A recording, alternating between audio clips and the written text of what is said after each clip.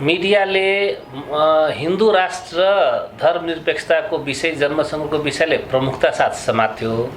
मैले प्रधानमन्त्रीजीलाई 18 बुँदे मुद्दा दिएको छु, प्रस्ताव दिएको छु र यो विषय मैले 4-5 वर्ष पहिले नै हामी नेकपा हुँदा केपी ओलीजी प्रधानमन्त्री भएको बेला नै म हाम्रो अध्यक्ष कमरेड प्रचण्डजीलाई यी विषय दिएको थिएँ र देशका सबै पार्टीका अध्यक्षहरूले मैले ज्ञापन पत्र दिएको थिएँ। तर त्यो बेला अध्यक्ष कमरेडले के भन्नुभयो कि अहिलेको बेला तपाईँ यो ज्ञापन पत्र दिँदा त्यो बेलामा यो विषय थिएन, हिन्दू राष्ट्र धर्मनिरपेक्षता बारे जनमत संग्रहको विषय त्यो बेला थिएन, बाँकी विषयहरू त्यो बेला थियो, यो विषय यसमा नयाँ मैले एड गरेको हो। उहाँले भन्नुभयो कि अहिले अब तपाईको विषय एकदम महत्त्वपूर्ण छ र अहिलेको नेपाली जनताले खोजेको मुद्दा, नेपाली जनताले भोगेको विषयहरू तपाईँ उठाउनु भएको छ, तर यो अत्यन्त राम्रा विषय अहिले तपाईँ यो आन्दोलनको रूपमा लानुभयो भने यसलाई नेगेटिभ रूपमा लिदिन सक्छ, त्यसले यसलाई अलि फाइदा हुँदैन। आलो पालो प्रधानमन्त्रीको कुरा थियो, म प्रधानमन्त्री भएपछि बरु यो विषयलाई तपाईँ ग्राउन्डबाट उठाउनु भयो भने यसलाई हल गर्न सकिन्छ भन्ने उहाँले भन्नुभयो। तर दुर्भाग्यवश त्यो सरकार रहेन, पार्टी फुट्यो र अहिले चाहिँ प्रधानमन्त्रीको रूपमा तेस्रो कालखण्डमा उहाँ चाहिँ फेरि बन्नुभयो। अनि म तिनै विषयहरूलाई त्यसमा केही संशोधन गरेर र एउटा विषय त्यसमा एड गरेर म दिएको छु र मेरो मूल अर्जुन दृष्टि भनेको चुरे कन्जर्भेसन, एन्टी करप्सन र अहिले जनताको जो बर्निङ एजेन्डाहरू छ नि, भ्रष्टाचारको विषय, तपाईको बेरोजगारीको विषय, बैंक वित्तीय संस्थाले लिने चर्को ब्याज दरको विषय, त्यसपछि विदेशमा रहेको 50औं लाख जो श्रमिकहरू छ, नेपालका युवाहरू गएका छन्, तिनीहरूको समस्या, त्यसपछि हाम्रो संविधानले शिक्षा स्वास्थ्यलाई जो मौलिक अधिकारको रूपमा व्यवस्था गरेको छ, तर त्यसमा जुन प्रकारको परिवर्तन हुनुपर्ने, उही पञ्चायतको बेलामा, राजाको बेलामा एउटा बुढालिलकण्ठ, एउटा वीर अस्पतालको जो स्थिति छ, मैले त्यो बुढालिलकण्ठलाई 753 तहमा लगाउँ सङ्घीय सरकारले, अनि 7वटा प्रदेशमा चाहिँ वीर अस्पताललाई लगाउँ, यसले हजारौँको रोजगारी सृजना गर्न सक्छ।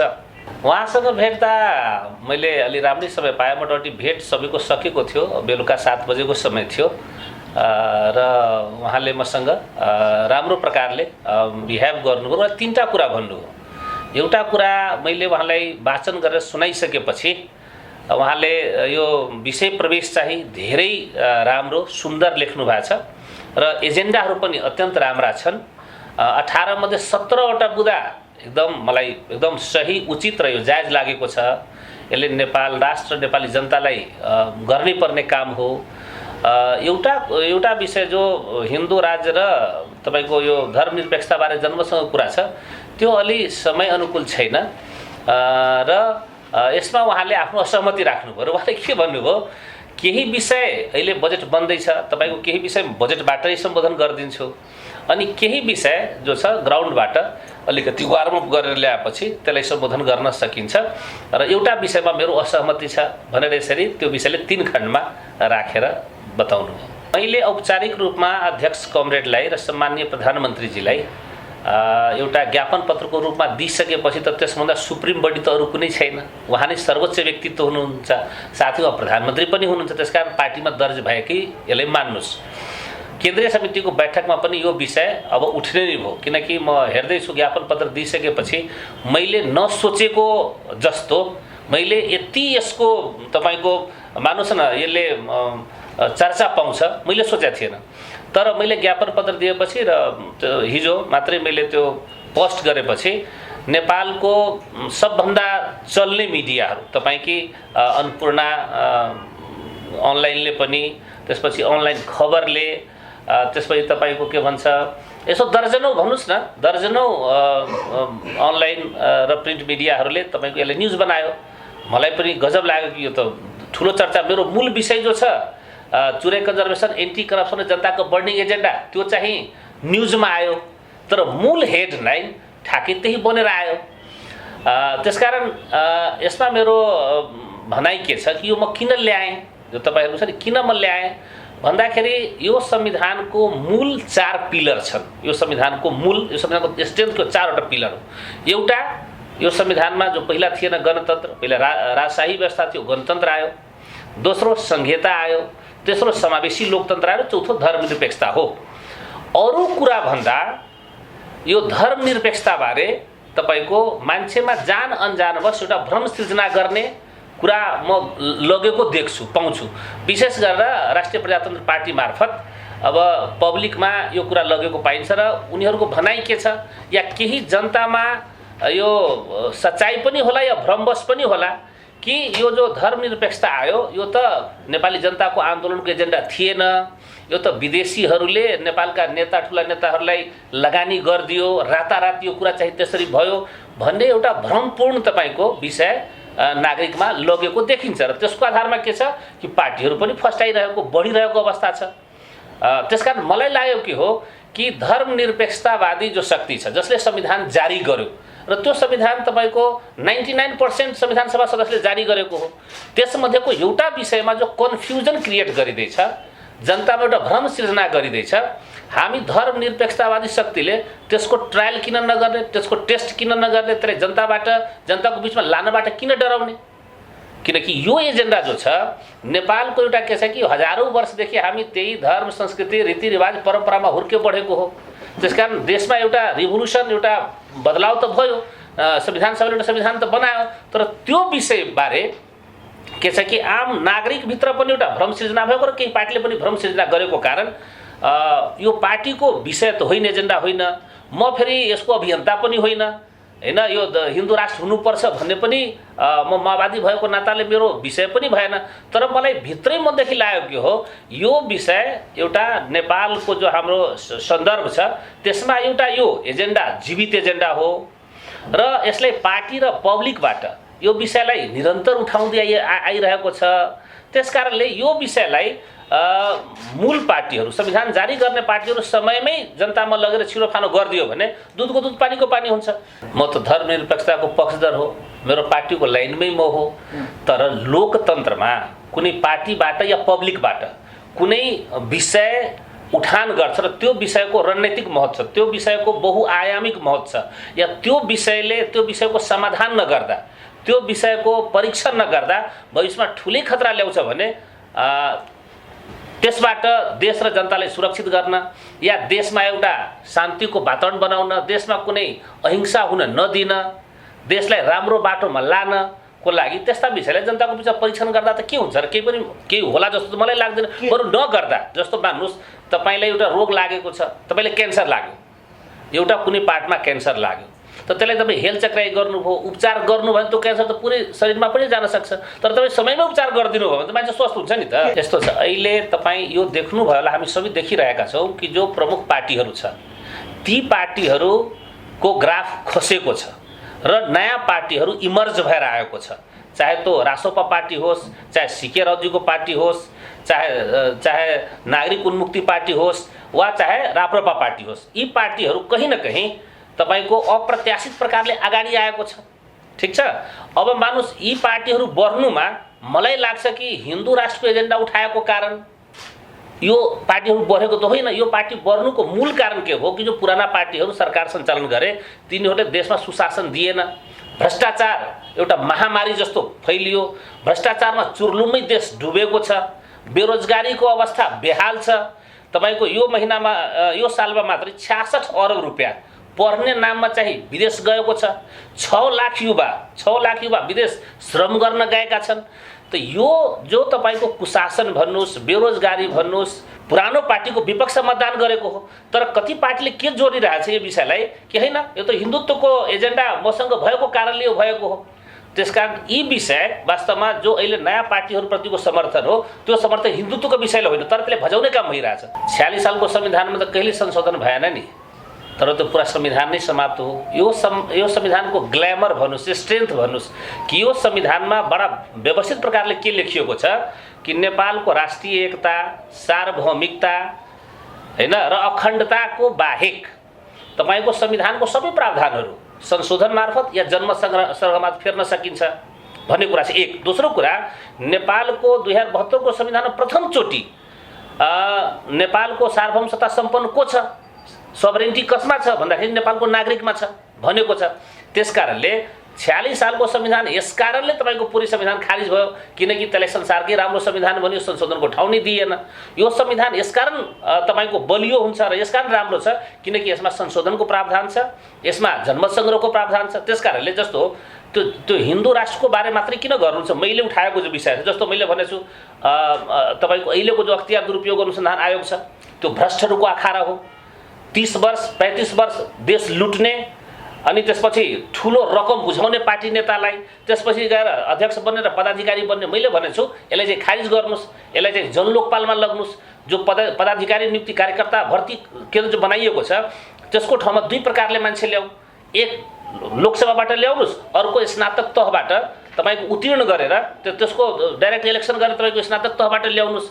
जो कर्मचारीहरू अहिले तपाईँको काजमा नेपाल सरकारबाट ल्याइएको छ उसले कसलाई कारबाही गर्छ, त्यसकारण उसले अटोनोमस बनाऊ, त्यो स्वतन्त्र होस्, समावेशी होस् र तपाईँको के भन्छ तपाईँको त्यो अटोनोमस होस्। भनेपछि त्यसको लागि पनि संविधान संशोधन गर्नै पर्छ हैन।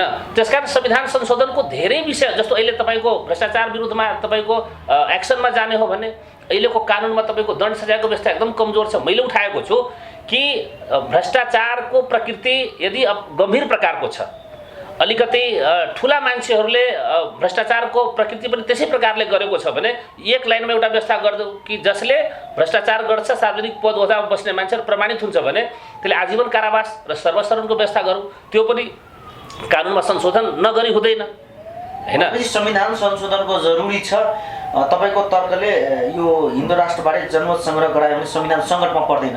पर्दैन। संविधान त यो संविधानको यो ब्युटी हो, यो स्ट्रेन्थ हो। बरु म के भन्छु कि यदि एकातिरबाट या कुनै पार्टीले या नेपाली नागरिकले लाग्न सक्छ त लोकतन्त्रको त यही ग्ल्यामर त हो नि। मान्छे त आफ्नो मनमा आफ्नो कुरा त लाग्न सक्छ नि त। यदि केही पार्टी जस्तो राप्रपा पार्टी लगायतका केही पार्टीहरू भन्नुहोस् या नेपालका हजार 5,000 10,000 लाखौँ नागरिकले यो प्रश्नमा यो मुद्दामा प्रश्न खडा गर्दैछ कि संविधानको अरू कुरा त सब ठिक छ तर यो धर्मनिरपेक्षतावाला विषय जो छ त्यो त वास्तवमा लादेको हो, यो विदेशीको इसारामा ल्याइदिएको हो। यस प्रकारको भ्रम जो सृजना भएको छ त धर्मनिरपेक्षतावादी त सिना खोलेर, म भन्छु सिना खोलेर हामी जनताको बिचमा परीक्षण गरेर लगेर र धर्मनिरपेक्षता ठिक छ भन्ने साबित गरिदियो भने त भविष्यमा जो हामी चाहन्छौँ देशमा द्वन्द्व नहोस्, कुनै अशान्ति नहोस्, कुनै अराजक, त्यो बाटोलाई हामी क्लियर गरिदिने हो। राजा र हिन्दू राष्ट्र अलग अलग चिज हो। राजाको तपाईँको प्रश्न अलग प्रश्न हो र हिन्दू राष्ट्रको प्रश्न अलग प्रश्न हो। हिन्दू भनेको एक बेग्लै यो कट्टरपन्थी धर्म होइन। तपाईँ अरू धर्मको तपाईँ हेर्नुहोस्, कृष्णहरूको एउटा तपाईँको के छ कि गड छ, ईसा मसीह छ, मुस्लिममा एउटा मोहम्मद छ। त्यस्तै तपाईँको के छ कि हिन्दू धर्ममा तपाईँको एउटा धर्म छैन नि, यहाँ त तपाईँको करोडौँ देवी देवताहरू छ। यो सनातन यो धर्म हो। त्यसकारण यो कट्टरपन्थ छैन, एउटा आचार संहितामा छ र मानवको तपाईँको उत्पत्तिसँगै यो धर्म तपाईँको आएको हो। त्यसकारण यो धर्म र अरू धर्ममा फरक छ। यो धर्म होइन, एउटा कल्चर हो, एउटा संस्कृति हो।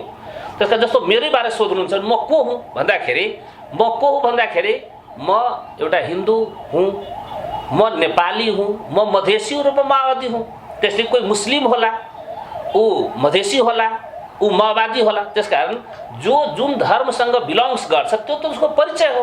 त नेपालमा त तपाईँको 80% बढी नागरिक त हिन्दू धर्म वा सम्प्रदायसँग त जुरेको छ। तर एउटा कुरा के बुझ्नुपर्छ, तपाईँको हिन्दू धर्मको मतलब वकालत गर्ने या नेतृत्व गर्नेहरूले हिन्दू 80% जनसङ्ख्या सबभन्दा बढी भए पनि यहाँ जो पार्टीहरू छ त्यो पार्टीमा त हिन्दूहरू छ। त्यसकारण हिन्दूहरू जो विभिन्न पार्टी चाहे काङ्ग्रेस, एमाले, माओवादी लगायतको जो विभिन्न पार्टीमा छ ऊ धर्मभन्दा पनि या कल्चरभन्दा पनि ऊ विचार राजनीति दर्शनबाट प्रेरित भएकोले गर्दा नै संविधान सभाको तपाईँको 99% पास गरेको होला नि त।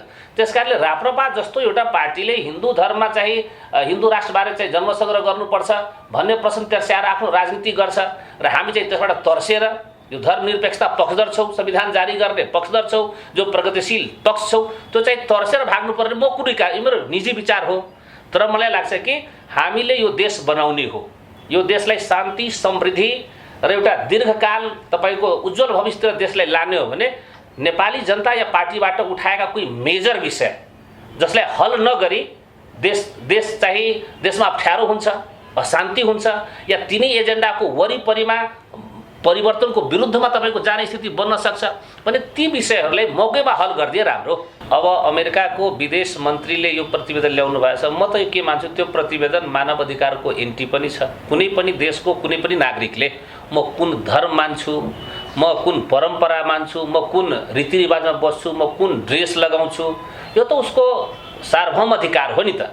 त्यसकारणले अब हिन्दू धर्म मान्नेहरू अब भारतबाट पैसा लिएर अब यो कुरा गर्छ, त्यसकारण त क्रिश्चियन मान्नेहरू के होला या धर्मनिरपेक्षताको कुरा गर्नेहरू के होला। त्यसकारण अमेरिका जस्तो एउटा डेमोक्रेटिक देशले एउटा कुनै देशको नागरिकको तपाईँको आत्मनिर्णयको अधिकारमाथि या उसको मानव अधिकारमाथि यो प्रहार गर्नु जस्तोले भारतबाट पनि यसको खण्डन चाहिँ भएको छ।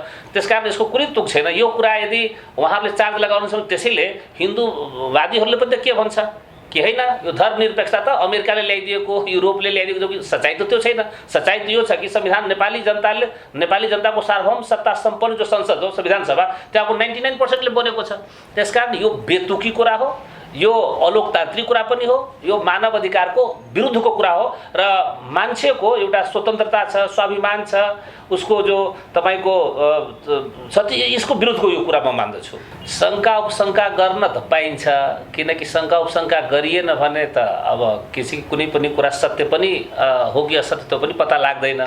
तर एउटा कुरा निवेदन गरौँ, म नै यस्तो व्यक्ति होला जो भारतको नेपाली दूतावाससँग लामो सङ्घर्ष भएको छ। 2टा किताब लेखियो। सुधीर शर्माजीले प्रयोगशाला लेख्नुभयो, त्यस्तै तपाईँको चक्रव्यूहमा चन्द्र सूर्य भने लेखियो। 15 दिन मेरो र दूतावासको एक कर्मचारीले मसँग मिसबिहेभ गरेको कारणले ठुलो चर्चा र बहस भएको। त्यसकारण मेरो दूतावास गएको पनि 8-10 वर्ष नै भइसक्यो होला हैन।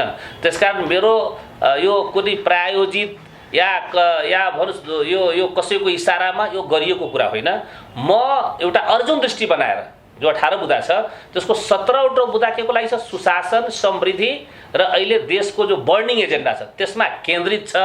र यो मलाई मेरो ब्रह्मले, मेरो मनले मलाई के लागेको छ कि अहिले जसरी मूल पार्टीहरूको विरुद्धमा जनमत बन्दैछ उसको अयोग्यताको कारण, भ्रष्टाचार जन्य क्रियाकलापको कारण या भनौँ सुख सुविधामा परिवारवादमा फसेको कारण जो एउटा जनमत बन्दैछ हो, त्यही भित्रबाट यो विषय पनि उठाएर राजनीति गर्ने त कुरा भइरहेको छ। त्यसकारणले के छ कि यी विषयलाई जो बढावा दियो, यो विषयको तपाईँको समयमै हल गर्न सकिएन भने हुनसक्छ भविष्यमा गएर अब ठुला पार्टी गल्ती गर्ने, साना पार्टी अब उसको गल्ती कमी कमजोरी अयोग्यताको कारण के छ कि यिनले मन पराउने तर विषय चाहिँ यसले प्रमुख बनाएर बाँकी सब विषयलाई उल्टाइदिने।